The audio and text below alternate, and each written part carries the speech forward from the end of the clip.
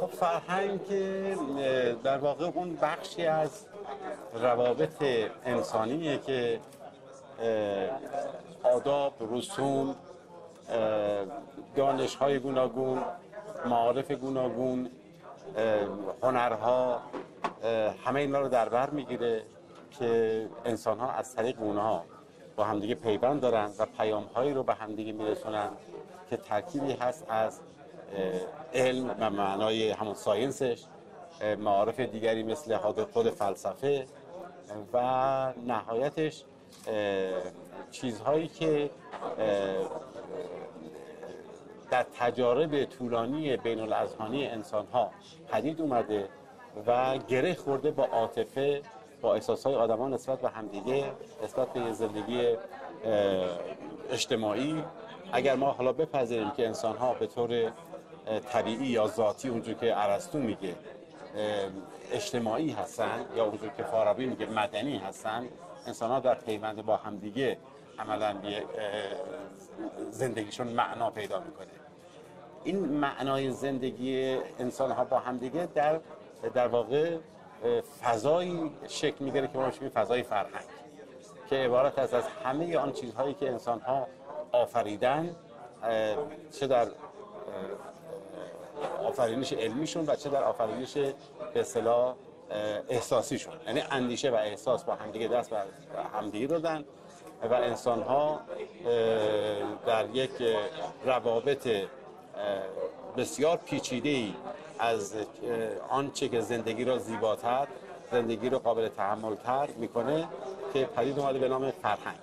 این فرهنگ‌ها طبعاً بستگی دارن به سطح تمدنی انسان‌ها، به روابط اجتماعی اقتصادی حاکم بر اون جوامعی که انسان‌ها توش زندگی میکنن، روابط انسان‌ها با ابزار تولید، شیوه تولید، انسان‌ها در چه پایگاه اجتماعی هستن، انسان‌ها چقدر به اصطلاح آفریننده اون فرهنگ هستن، بر حسب اینکه چقدر در جامعه نقش ایفا میکنن یا چقدر در واقع میخوان واکنششون بدن، هر کدوم به اشکال مختلف فرهنگ‌های گوناگون خودشون رو پدید میارن. بنابراین ما هم فرهنگ‌های گروهی داریم در سطح محلی، ملی و نهایتش جهانی، اون چیزی که مربوط میشه به همه انسان‌ها با همدیگه از مشترکاتش. این مشترکات بخشش بیولوژیکه، بخشش در واقع واکنش آدم هاست به شرایط مشترکی که جغرافیایی، تاریخی، اجتماعی با همدیگه زندگی میکنن و نهایتش فرهنگی پدید میارن که این فرهنگ دارای دو بخش شفاهی و بخش کتبیه. بخش کتبیشون بخشی هست که به هر حال مکتوب میشه.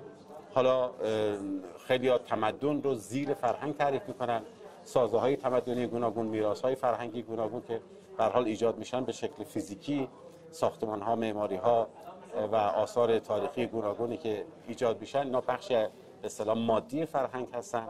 یه بخشش هم که بخشای به اصطلاح شفاهی و بخشایی هست که سینه به سینه نقل میشه و انسان‌ها در رفتارهای جمعی خودشون رو بروزش میدن و در واقع عناصر گوناگون فرهنگی رو جلوه میدن و مرتب هم سعی میکنن که با اخلاق بیامیزنش، با زیبایی شناسی بیامیزنش و در زندگی جمعی خودشون هرچه ما در واقع سطح فرهنگی به لحاظ کمی و کیفی بالاتری داشته باشیم، معمولا انسان‌ها از یک نرم‌های اجتماعی برتری برخوردارن و میگیم این انسان‌ها با فرهنگ‌ترن و معمولا کلمه که راش به کار میبرن خارجی هم به کار میبرن کالچر هست یا کلتور هست. ما هم کلمه فرهنگ که به هر حال جا افتاده داریم استفاده می‌کنیم، رساننده همون معناست که در دو بخش هم مادی و معنوی هست و به هر حال یکی از تلاش‌های جدی ما برای اینکه این زیست فرهنگیمون رو هرچه غنی‌تر و غنی‌تر آقای دکتر، دو تا سوال برام پیش اومد تو گفتگوی شما. یکی این که حالا با این تعریف اساسا مهندسی فرهنگی معنایی داره، اصلا قابل تعریف است؟ سوال دومم ادامهش بپرسم،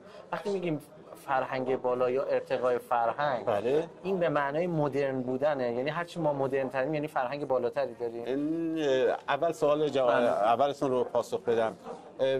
بله، بخشی از فرهنگ ناآگاهانه و ناخواسته پدید میاد. اون در واقع انسان‌ها بخشای گوناگونی دارن که بخشیش رو واقعا نادانسته و ناخواسته و یا ناآگاهانه این فرهنگ پدید میاد، شکل میگیره. منتها خب به هر حال گاهی وقتا انسان‌ها دخالت درش میکنن، شکلش میدن، سامانش میدن، فرهیختگان جامعه، نخبگان جامعه گاهی وقتا اون رو دستکاری میکنن، جهت بهش میدن. از این به این معنا فرهنگ رو هم مهندسی میشه کرد، ولی به طور کامل نه. اینجور نیست که ما فرهنگ بیافرینیم، خلق کنیم. نه، فرهنگ رو میشه بهترش کرد، دستکاریش کرد، شکلش داد و عناصر ضعیفترش رو حذف کرد.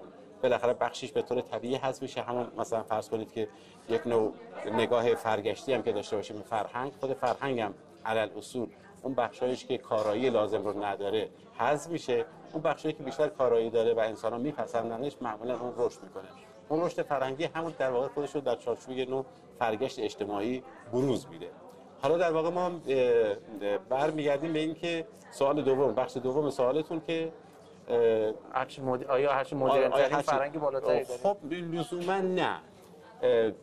فرهنگ بخش کمی داره، بخش کیفی داره و یه بخش زمانه‌ای داره، یه بخش زمانی داره.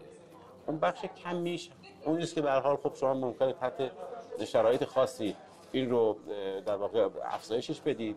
اون بخش کیفیش که خب بخشی هست که لزوما مثلا ممکنه که زندگی انسان‌ها در فرض بفرمایید یونان زمان پریکلس یک معنا از فرهنگ بالاتری برخورداره. چرا؟ چون انسان‌ها در اونجا یک نوع تشخص، یک نوع خدایینی، هرچند به هر حال بخش از انسان‌ها مثلا انسان‌های درجه 2 هستن یا حتی برده هستن و اونها شهروند تلقی میشن، ولی اونایی که شهروند تلقی میشن معمولاً وقتی که قراره که حاکمیت روی دوش اونا در واقع ایجاد بشه، در این صورت ما میتونیم بگیم که اون انسان‌ها که بیشتر در تعیین سرنوشت خودشون نقش دارن، اونها معمولاً زندگی فرهنگی تری دارن و اونایی که آفرینش هنری دارن، آفرینشایی دارن که میتونن به اشتراک بذارن با دیگران، در غم دیگران، در شادی دیگران شریک باشن، اینا معمولاً سطح کیفی فرهنگی بالاتری برخوردارن.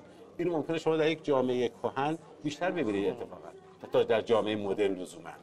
بستگی داره که در واقع این جامعه مدرن ما اگر صرف بخواد آدما رو اتمیزه بکنه، جامعه مدرن متأسفانه که وقتی این کارو میکنه، اتمیزه میکنه، یا حداقلش آدما رو میره تو سلول ها، اگر هم شبکه میسازه، شبکه ارتباطی میسازه، آدما رو فیزیکاً از نظر فیزیکی از هم جدا میکنه. این علل اصول عاطفه رو میان انسان ها کمتر میکنه و این یکی از خطرهای جامعه جدیده. در جامعه قدیم که حالا مثلا متاسفانه بعضی مثلا کسایی مثل کوپر و اینا میذارن جزء عیوب جامعه قدیم. اون جامعه ارگانیکه، جامعه قبیله‌ایه، جامعه‌ای که انسان‌ها پیونده خیلی بیشتری دارن با خویشان خودشون، با نزدیکان خودشون، عواطف بیشتری رو میدن و عواطف بیشتری رو میگیرن. در اونجا میتونن خیلی گاهی وقتا عناصر فرهنگی قوی‌تر باشه. بنابراین بستگی داره که ما اگر بتونیم مدیریت به گونه‌ای بکنیم یا همون به اصطلاح مهندسی فرهنگی به گونه‌ای باشه، یعنی نخبگان، دولت مردان، جامعه شناسان همه دست به دست هم دیگه بدن، بخوان فضای زیستی رو ایجاد بکنن که در این فضای زیست با اینکه ما در واقع رفتیم جهان مدرن، اما در حال بتونیم ارتباطات فیزیکی و ارتباطات عاطفیمون رو بیشتر بکنیم، با هم دیگه در تماس باشیم، ارتباطمون با طبیعت رو حفظ بکنیم، از دست ندیم. آنگاه میشود که خب بله میتوانیم، چرا نکنه، ما بالاخره اگه معتقدیم که جامعه در حال تکامله، انسان در حال تکامله، خب چرا فرهنگ هم در حال تکامل نباشه؟ پس چرا فرهنگ مدرن علی اصول بهتر از فرهنگ پیشا مدرن نباشه؟ این بستگی داره که در واقع همش برمیگرده به اون حاکمیت، برمیگرده به ساختار اقتصادی اجتماعی حاکم بر جامعه، به روابط سیاسی میان آدم‌ها تا اجازه میدن که آدم‌ها بتونن در این جهان مدرن به گونه‌ای زیست کنن که به راستی در شأن انسان، در شأن کرامت انسانی هست یا نه. این بستگی داره. دو تا سوال آخر بپرسم، دو تاشم یه ذره به هم بی ربطه. بین دوگانه اقتصاد و فرهنگ همیشه آدم به نظر میشه اینو نمیتونه یه توصیه اکید بکنه، به نظر میشه با مخاطبش فرق بکنه. آدم اولویت رو به لحاظ حکمرانی به فرهنگ بده یا به اقتصاد یا بالعکسش. نظر شما در این باره؟ از همدیگه تفکیک ناپذیرن، اما در این حال دو سر طیفی هستن که اگه به سمت هر کدومشون فقط تنها به اون بریم دچار مشکل میشیم. اگه صرفا شما به سمت اقتصاد برید، فرهنگ رو چشم بپوشید ازش، مطمئنا به نابودی کشیده میشید. اگر هم به سمت فقط صرفا فرهنگ برید، اقتصاد تامین نشه، به قول معروف شکم گرسنه که دین و ایمون نداره.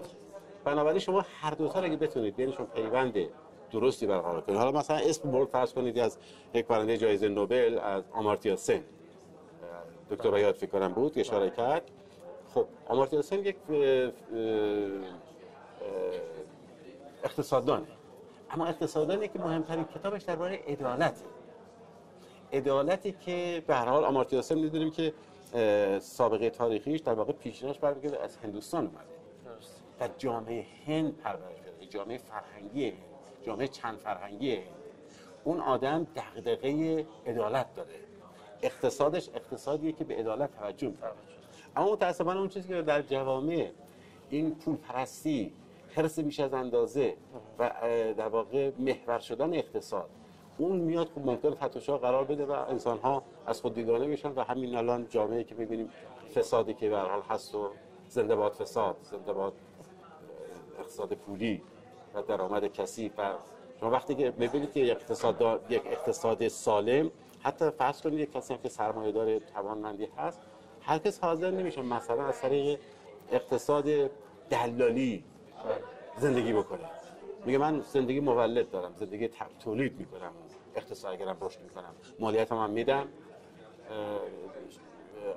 لازم باشه کار خیریه هم میکنم. اما اون کسی که اقتصاد ناسالم داره همواره به دنبال افزودن درآمد خودشه، نه کار خیریه هم میکنه نه حتی مالیات هم میده، فرار هم. آخرین سوالم که آقای دکتر شما توصیه‌تون به دکتر به عنوان فعال فرهنگی، اگه بخواید پرهیزی به ما بدید یا توصیه بکنید یا من یادگاری ازتون بگیرم. خب به هر حال کتاب ما صحبت رو شروع کردیم، همین کتاب شما که به هر حال قضاوت بود بر پایه حقیقت عینی، من نظرم اینه که شما همچنان وفادار به حقیقت باشید.